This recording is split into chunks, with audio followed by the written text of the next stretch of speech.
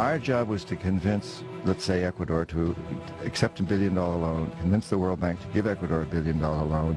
90% of that $1 billion would come back to the United States to pay for Halliburton, Bechtel, these kinds of, or these types of companies to build the infrastructure, and then, which would only serve the wealthiest people in those countries.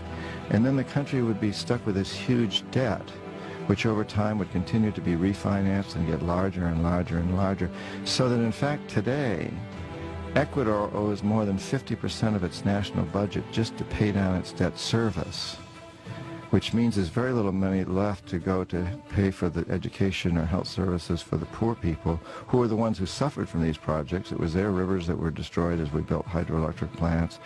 It was their land that was destroyed, and while a few of their people got wealthy, as a few of ours did. And so now they're saddled with this incredible debt that they can't possibly pay. And so we go in and demand our pound of flesh, very much like the mafia. That's why we call ourselves hitmen. And so today, for example, this is actually what's happened in Ecuador. And today, we need Ecuador's oil. We need the oil from this Amazon area where these indigenous people live that I work with as a Peace Corps volunteer.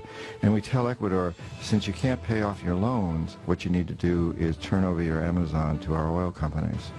And that's what they're doing. And the indigenous people there, the ones I work with now, have basically declared war.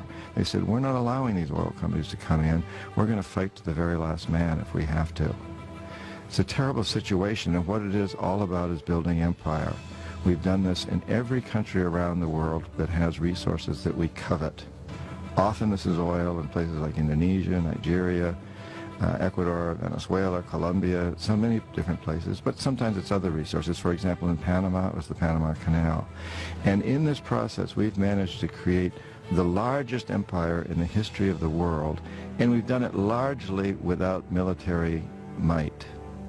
It's been done primarily through economic hitmen like me. Now, when the economic hitmen fail, as we've done as we did in Panama with Omar Torrijos, and in Ecuador many years ago with Jaime Roldos when I was there. When we fail, the jackals are sent in. And these are CIA-sanctioned troublemakers. They will try to foment coups in a country. They'll try to overthrow the president. If they fail, if they're not able to do that, then they'll assassinate him. And Jaime Roldos of Panama, who was not overthrown, well, he was assassinated. And Omar Torrijos, Jaime Roldos of Ecuador, Omar Torrijos of Panama, the same thing happened. We economic hitmen failed, the jackals went in and assassinated these presidents. It happened with Allende in Chile, Arbenz in Guatemala, and it's part of what Vietnam was about. And when the jackals fail and the economic hitmen both fail, as in Iraq, the final step is for us to send in our young men and women to die and to kill. And that's what we're doing in Iraq today.